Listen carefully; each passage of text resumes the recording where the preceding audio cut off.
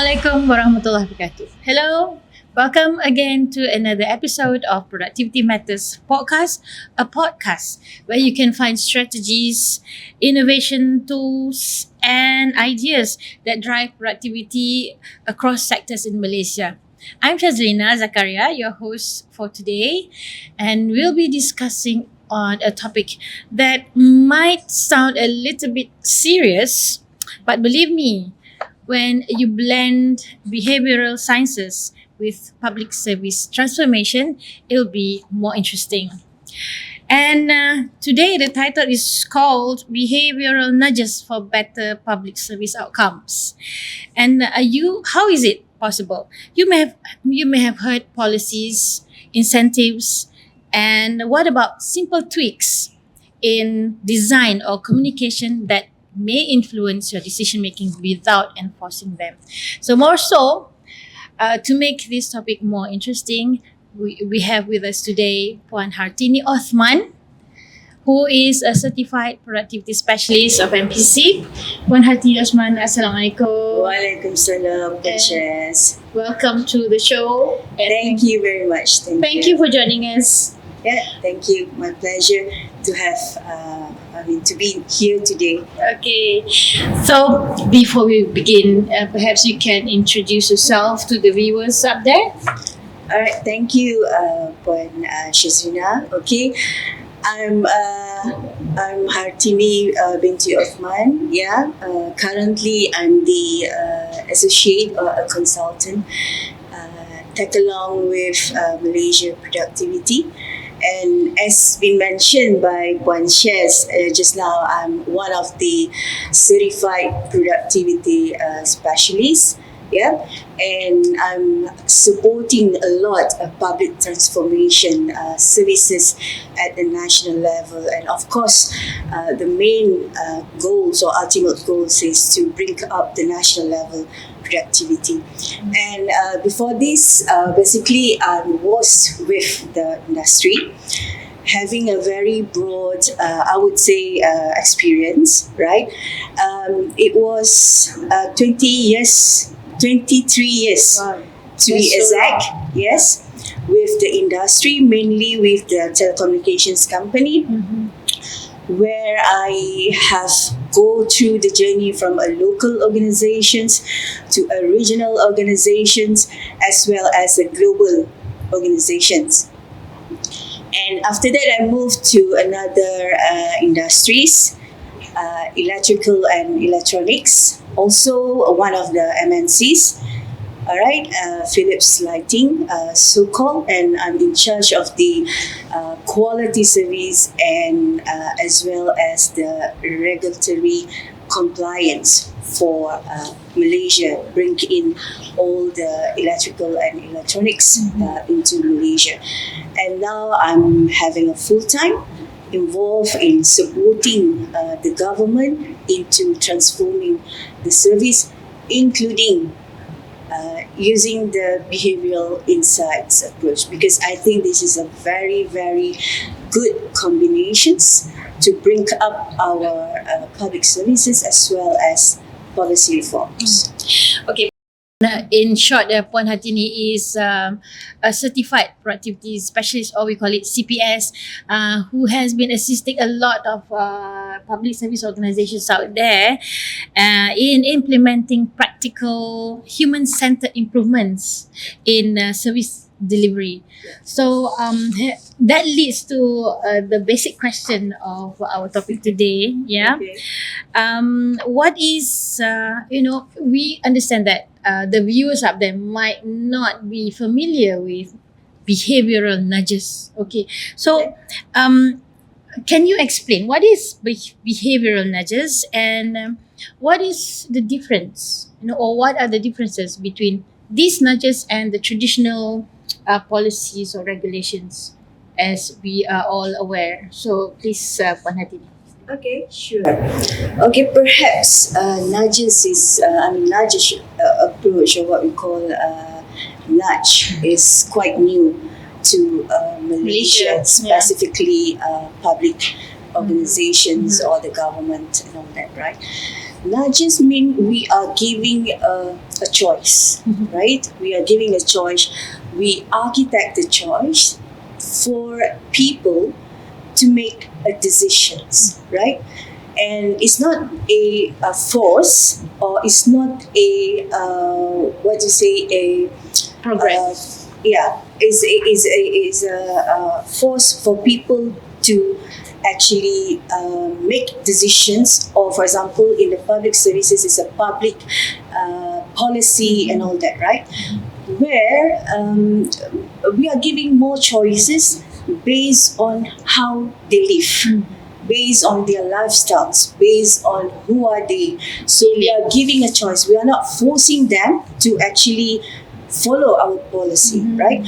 Whereas, as you asked me on the traditional policy, is more on the built from the assumptions without you know who is your target group.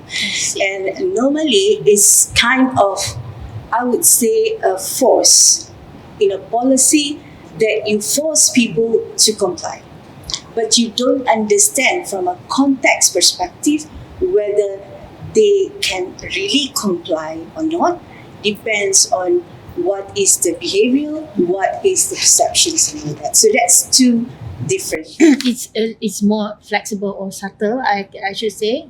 Yeah, Is it? not just is more flexible. It's for example Behavioral. on the behavior. For example, you are touching people's heart I see. to get the intention. And to actually touch the heart, actually you have to actually design or architect the choices. That means in making sure that people are comply to the policy, for example, comply to the processes and all that.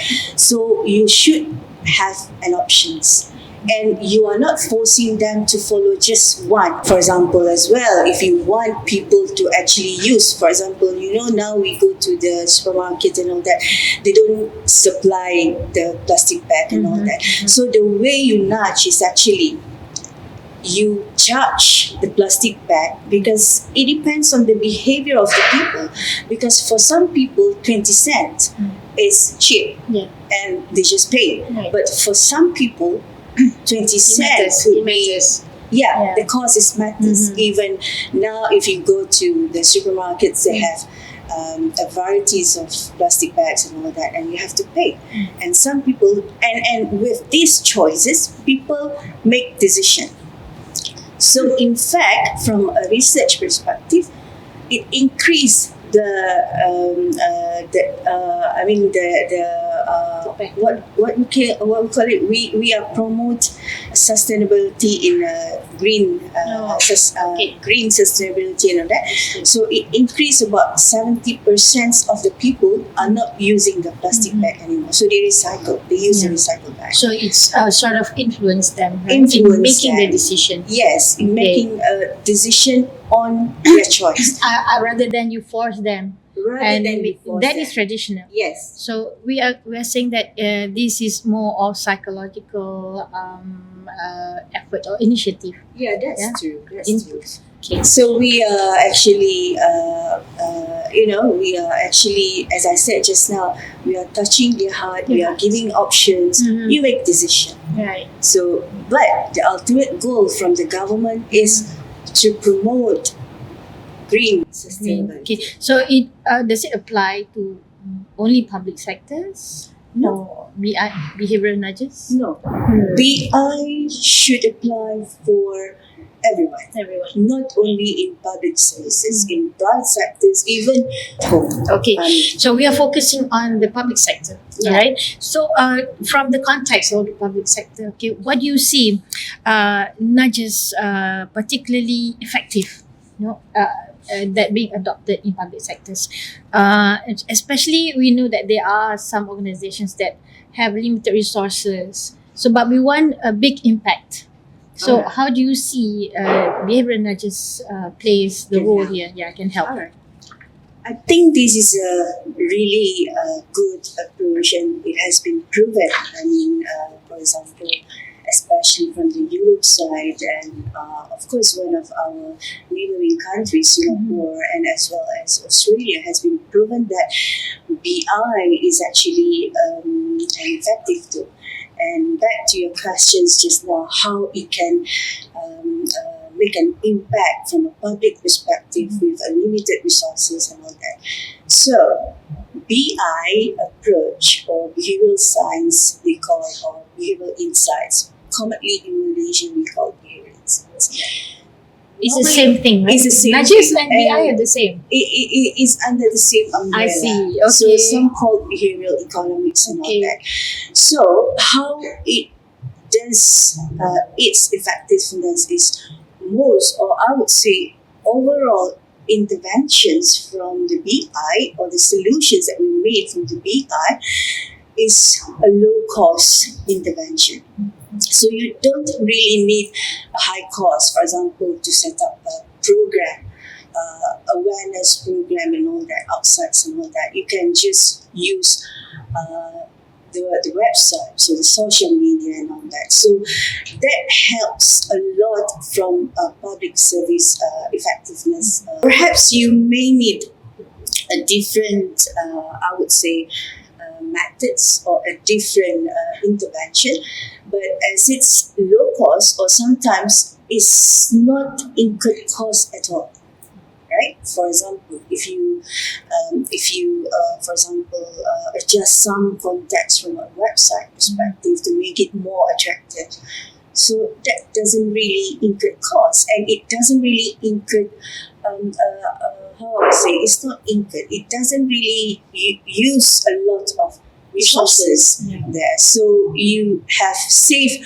a lot of money. You can actually have a proper resources planning and all that. Perhaps pointing is some examples that can ensure it is effectively implemented. So in this initiative, so maybe you can give one example, to make it less cost and more effective.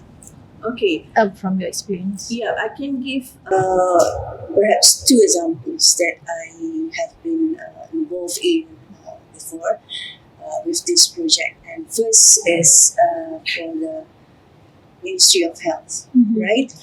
There's one time that emergency hospital or emergency department in the hospital was actually overloaded, and with the limited resources and all that, and it actually creates a lot of problems to the patients and all that, with the limited doctors and all that. So we did that, but how we come up with kind of a low Idea. cost interventions or idea is that we create posters. It's just a normal posters that have a behavioral insights element. That means it's very simple, it's attractive. When we enter the emergency department, and that was in hospital Tunku Abdul Rahimah in Klang as our case study. Okay. Then we see all the intentions of the Ministry of Health or the emergency departments is actually, you need to know, not all the case you should come to the emergency department, right? Only for a critical case. But you can see that everyone is coming to the emergency department. That's giving you an indicator that people don't really understand. They just walk in, or the message that emergency department is trying to give them is not. It's not reach them in good ways. And it's true enough. From a traditional communication strategy and all that, being in the hospital, all the medical terms, informations was there. But the thing is, who are going to the hospital is just a lot of people, and I would say most of them are in a low background, in professions and all that, and they don't treat the professional words and all that. So we create posters which is giving a very attractive colors and give and we anchor, how we anchor the wording is, if it's not critical, go to health clinics nearby you, and we show them where they have around the clan.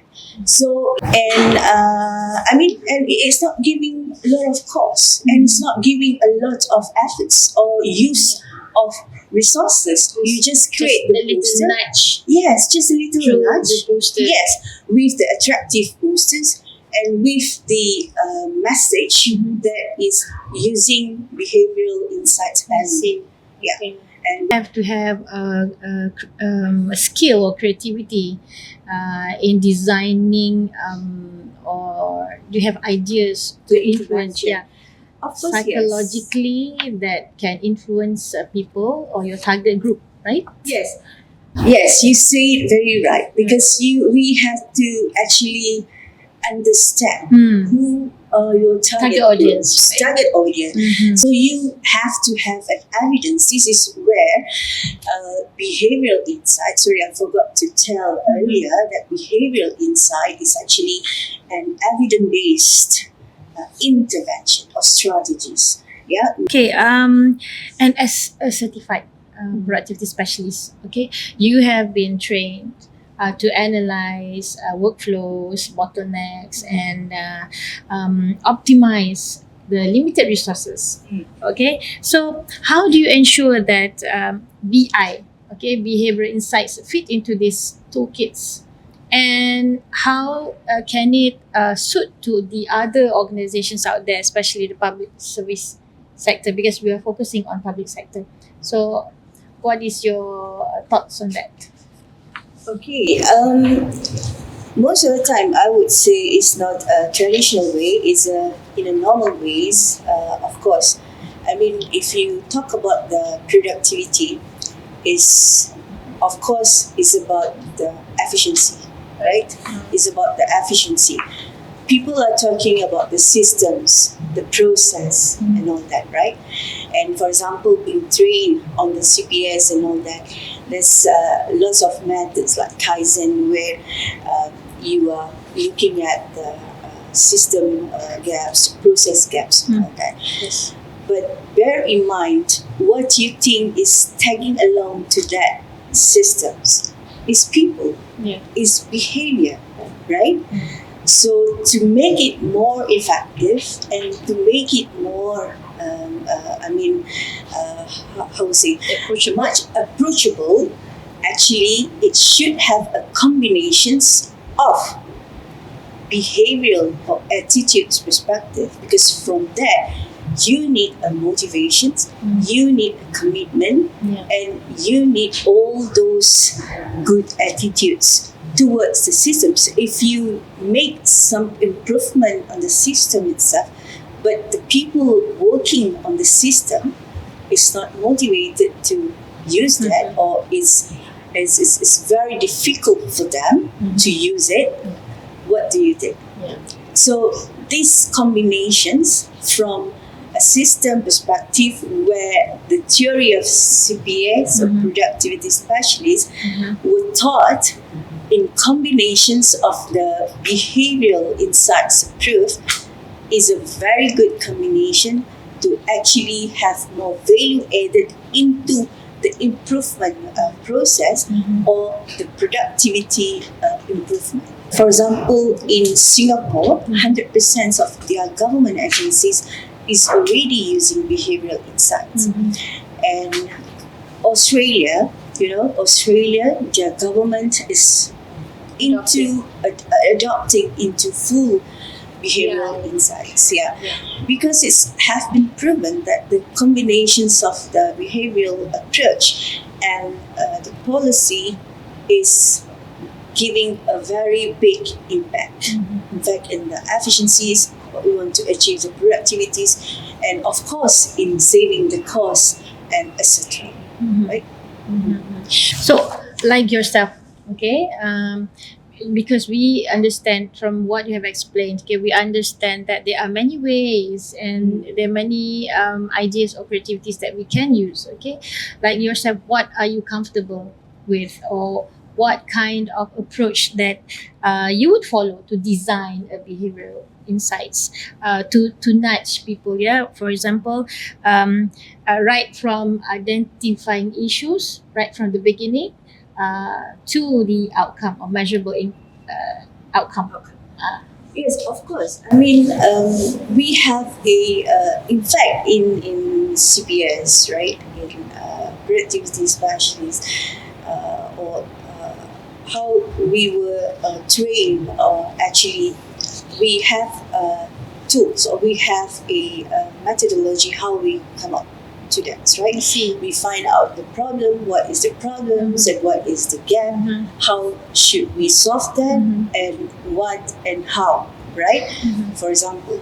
But of course, from the behavioral insights perspective as well, we follow the same rules. We have those methodologies, of course, to come up with very good interventions or strategies.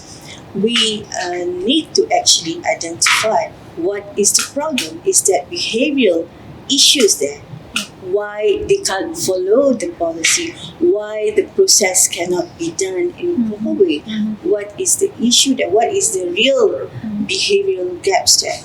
And of course, after that, we are actually looking at identify how can actually we bridge the gaps from a behavioral perspective. And of course, in doing that, we have, of course, many frameworks or many theories that we are following. But the most that we are following, for example, now in commons in behavior, is called EAST. Is easy, attractive, social works or concept. And in fact, in doing the behavioral insight as well, sorry, I didn't say that earlier. We have our own national framework, which was built by NPC themselves. National framework on BI. On BI, yes, which is called PRIME. Prime means P is for purpose, R is for review, because we need to get the evidence, right? And I is intervention, how we design the intervention, right? And E is expand. If, for example, the test and the measurement that we do is successful, that means it's time for us to scale up. So it is prime. Complete the cycle. A complete cycle of methodology. And of course, there is a lot of other methodology as well in identify the strategy from the behavioral approach, behavioral insights approach. Is also, we have, beside EAST, we have COMB or COMB. We can call it in Malaysia perhaps COM dash B. It's not Chombi as in Malaysian Chombi in Penang, okay? COM B. We call it Chombi, Okay. but there is a acronym. Acronyms, yeah, where C is actually a capabilities, and O is opportunities and motivation, because we know what motivation can we create to make sure people are using that or comply to the policy, or making the process very smooth and all that. Yeah, you need to have frameworks to check and balance, Yes. and ensure that the process is run smoothly. Yes. And that is where MPC, as you said, you use Prime as your tool. Yeah. Yes. Okay, for CPS in MPC, we encourage people out there to come and approach MPC. Yeah. Sure. For assisting you to implement or to understand about BI. Yes, sure. Shares. Actually, this is what I'm trying to say as well. That we should go for this. It's not say a new approach. It's actually, if you talk about the national level, it has been mandated as well. I see. In the Rancangan Malaysia ke-12, Okay. by the KZN itself. And of course, if you, do not have a capabilities yet to actually implement this, you can always use the CPS. CPS. Yes. Okay. So we are. It's our pleasure. I mean, it's not only me and my Team. peers as well. Right. Yeah, because we have a team of BI expert as well, and myself as a CPS now is one of the pioneer team that was trained by MPC on the behavioral insight. So you can always use the CPS team. Yeah. Okay. So we'll be right back after this short break. Stay tuned.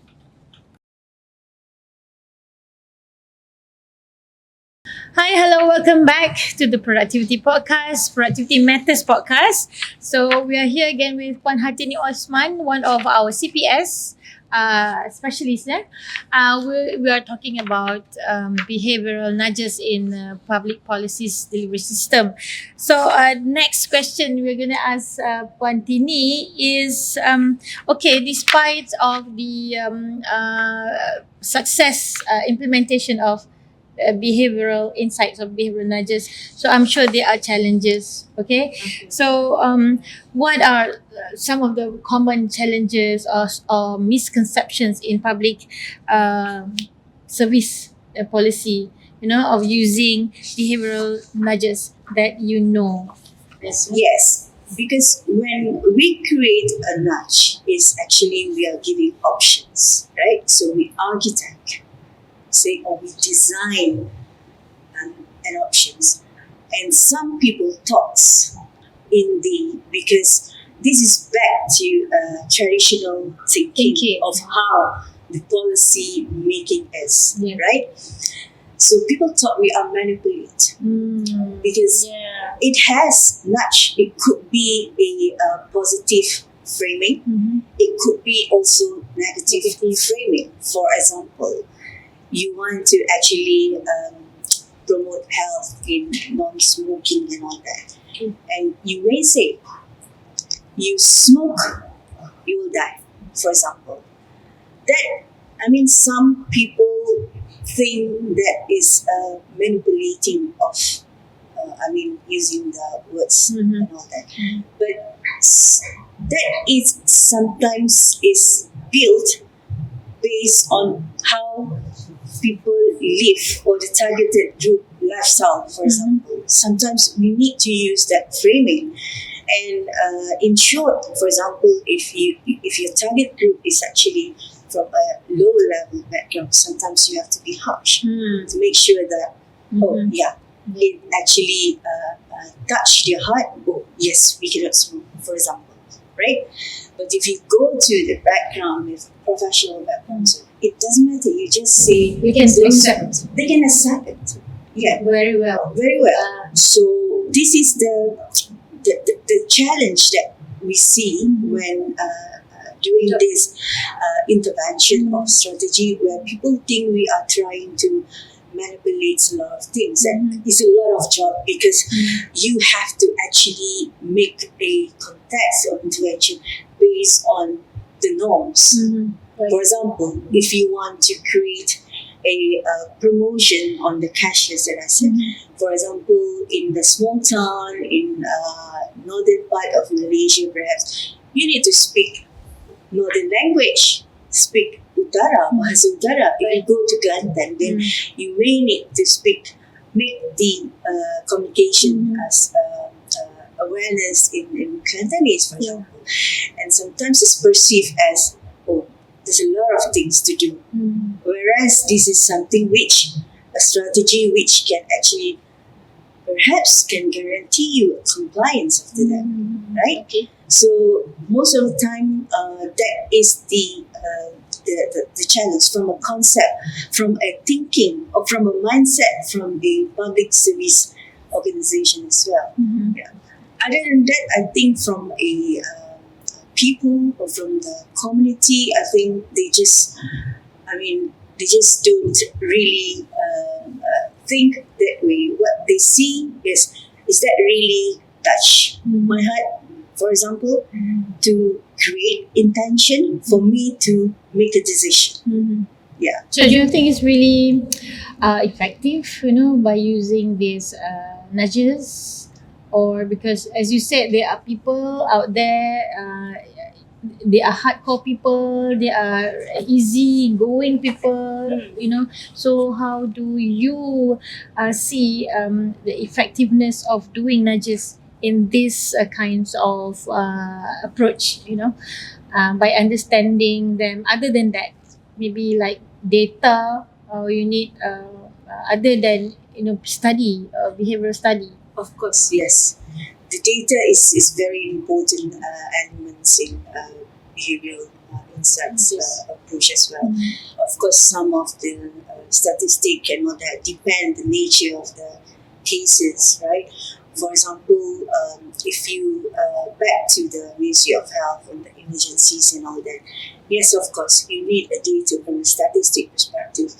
How much are they and how much we are going to reduce at the end of the results, right? Because and behavioral insights is again, I repeat, is a data driven approach or data driven study as well. It's not only from a people's behavior, but from data evidence as well. Because I was thinking, because we want to see how do you make this approach, to make it not seen as manipulative, or we want it to be more transparent. So, I mean, how do you, as one of the CPS, see your thinking, or your thoughts, to make nudges as transparent as possible? This is where, okay, by the way, nudges should be transparent, right? It has to be transparent to where people live, to where to map of the lifestyle of the people, right? And that's what when we do from a context of framing or anchoring things and all that, we need to be more transparent on what we want to achieve, right? For example, back to the Ministry of Health, we want them basically to go to the health clinic instead of to the emergency department if they are not having a critical conditions. And you have to be transparent with them. You want to let them know that you don't come to the emergencies. And back to another example, for example, yes, you have to be very transparent what you want to achieve and what you want to tell them and what you want them to comply. It has to be transparent. For example, in the case of Perak for the Lembaga Perumahan Perak, for example, right, on the low cost, you need to tell them in when you frame your intervention, when you anchor your intervention, is actually you want them to buy the house. And at the same time, when they buy, and the developer will build more low-cost house, in which they are compliant to state government policy that every development has to have a low-cost housing that along in the development areas. So we have to be more transparent, and people have to understand what government want to achieve. Yes. Yeah, because it's that it is quite a challenge for us nowadays, to convince people about the government's latest announcements, initiatives, and whatnot. So, this is what we call ethical is. Ethical nudging is transparent, voluntary, and aligned with positive outcomes. Yes. Okay? It Yes. empowers people, right? It doesn't manipulate them. No, Okay. it doesn't at all, because it is voluntary options. Options, yeah? And BI as well, we are not saying that if we implement BI, we are guaranteed that That's this. what I was going to ask. Yes. How do we see that it is successful? Because we know that people say some people are complacent, right? So they say like, I just want to go here. I'm so used to this place, Yes. to this ward or to emergency ward, for example. So why should I change? Yes, because it's not. That's what we have. If you go back to implementation framework plan, they have at the back they have eye intervention and Okay. expand, right? Mm-hmm. So inside the intervention stage, actually we need to test. This is where we are test and we are measure whether the intervention strategy works I see. is success or not. Yeah. Because from a behavioral perspective, this behavioral approach, it doesn't guarantee that if you do this, if you choose this, it will guarantee that, for example, the low cost house applications or purchase is going to be high, because it depends on the decision made by The buyers. people, the buyers itself. So that's where, I mean, the strategy or the intervention need to be measured at all time and then see if it's not Check and success. balance. You do check and balance. Then Okay. you change. Right. And when you want to change, you have to see what's wrong with that. Is that in conflict with their life or norms that they have, for example, right? Or are you having a wrong content, for example? For example, you are using, in your daily life, you are using TikTok. And you are actually promoting what you want to promote, for example, KKM just now, right? Don't want people to go to the emergency and you put in their website. Do you think you are going to their websites? No, right? No. Then you have to change again. So okay, Strategy. I'm taking that into for the next question. See, because you mentioned about TikTok. So in this era, okay, we see that how is the future of nudges in public service, because it's the emergence of social media technologies, AI, what else, digital platforms, so data analytics and whatnot. So it's already implemented or embedded in the government system. So how do you see this behavioral nudging in the public service in future? You have to start by now. Even, I mean, you have to start small first. It doesn't matter. As far as you start it, then I think you'll be on track after that. Because back to what you tell just now, I mean, the AI thing, the social media thing is already embedded. It's not only in the government agencies, but in our normal life, including myself and including you as well. I mean, from the organization perspective, right? I mean, start small. I mean, it doesn't mean that you need to, from the agency or the government agency perspective, it doesn't mean that to start the behavioral inside, you have to have a department. No. You can just utilize your resources, for example, from any of your department, make them as champions and start small. Yeah. Right?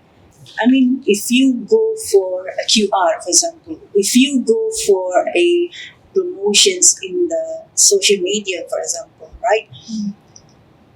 Everyone, I can tell you, regardless who you are or which level you are, have a smartphones, right? Right now. We talk about Malaysia and Malaysia, even in small town, people have smartphones. So it's already a capabilities. Yeah. You know? There's an opportunity there. It's opportunity there. It's just that to find what is the best strategies to nudge that.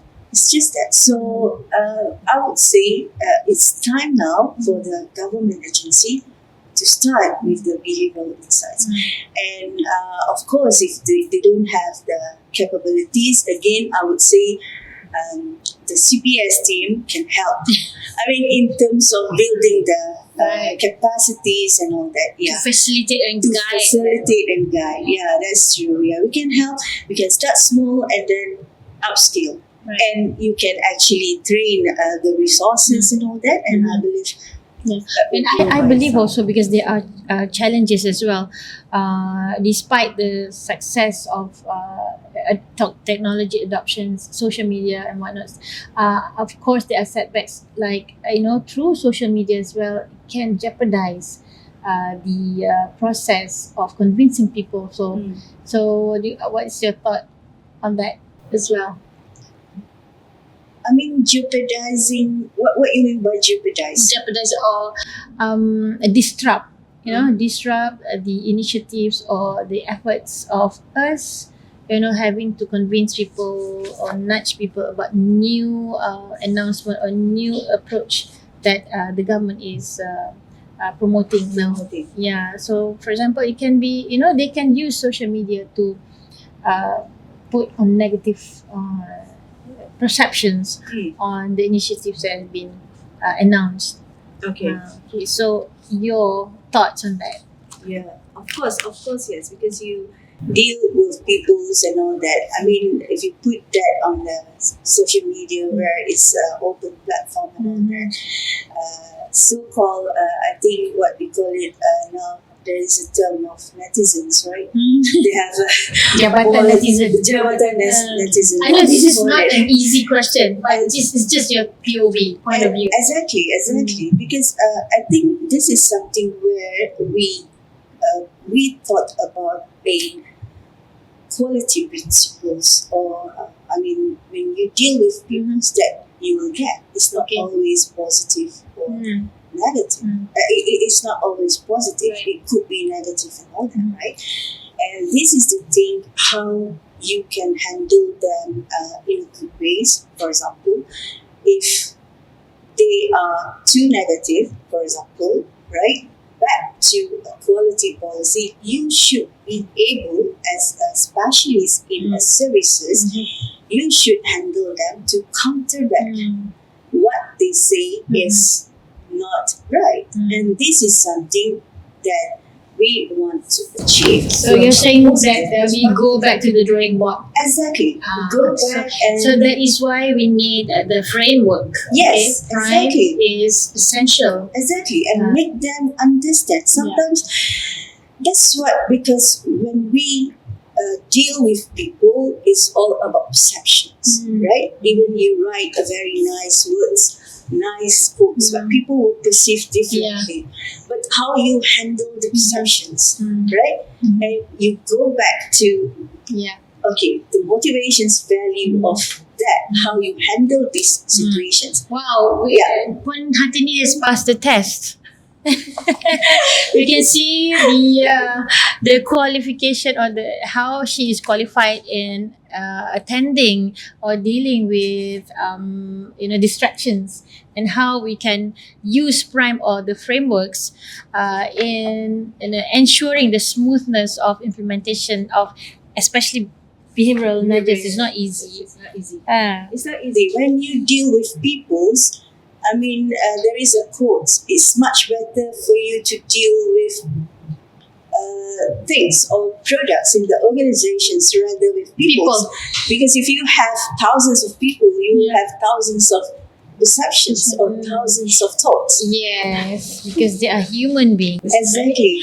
Okay. And another thing also, I forgot to tell you that it's a big challenge as well, because peoples, including myself as well, and all of us, I guess, have a different thinking, and it has been proved scientifically that human thinking, there is two human thinking basically, and it has proven by the research that 95% of us or of our thinking is irrational, and only 5% of our thinking is rational. So, Shaz, you can imagine how challenged you are in developing this. But once we come to the right track, right approach, right intervention and strategy, I will guarantee the success. So in short, we can say that CPS, another requirements to become CPS in this area is you have to be more patient. You have to be a calm person. Exactly. Yeah, cool in handling things. Yeah. Creative. Okay, so having said that, again, focusing on public sector, what advice would you give to the public officers or public service organizations there who intend to start applying behavioral insights in their organizations? First of all, of course, they can use CPS team. We can help. Definitely. Yeah. And as I said earlier, let's start. Don't wait. And is proven that it was successful around the world. Right. And don't wait. One of it is actually the important thing is to have different sets of mindset. Yeah, the mindset is important, and then wanted to be an excellent service organizations has to be in everyone's mindset Yeah. because we are tagging to people. Our policies are meant for people to comply. So think about that, and I think it's much that you will need that BI approach now. Don't worry, I think in FSC again, I'm promoting the CPS. We have a pool of CPS that you can use, Yeah. that we can always support you to build that momentum. But don't wait. Start small, then expand. Think big. Yes. Think big. Start small, think big. Okay, so last words from you to sum up. I think beside, if we thought about the policy makers and all that, don't think that it is just a main thing. It's back to the ultimate goals that you want to achieve, right? So the organizational goals that you want to achieve.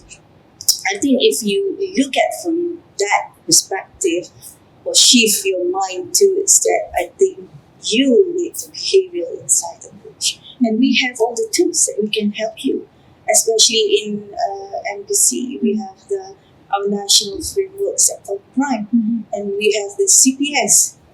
You can help, right? Yeah. Okay. So again, start small, learn fast, and scale what works. Skill, yes. Okay, those are the magic words from Puan Hartini Osman. So thanks again, Puan Hartini Osman, our CPS certified productivity specialist, and it has been such a wonderful experience session and insightful one. And thank you for demystifying behavioral nudges and showing how they can be practical, ethical, and high impact in improving public service delivery. So thanking you again for joining us on Productivity Matters podcast, Miss Hartini as well. And to our viewers, if you enjoyed this episode, be sure to follow us on MPC Facebook, YouTube, or Instagram, or wherever you tune in. So until next time, please keep challenging the status quo, and remember, productivity is not just about doing more, but doing better and smarter. So see you again next time. Stay tuned to Productivity Matters podcast. Thank you.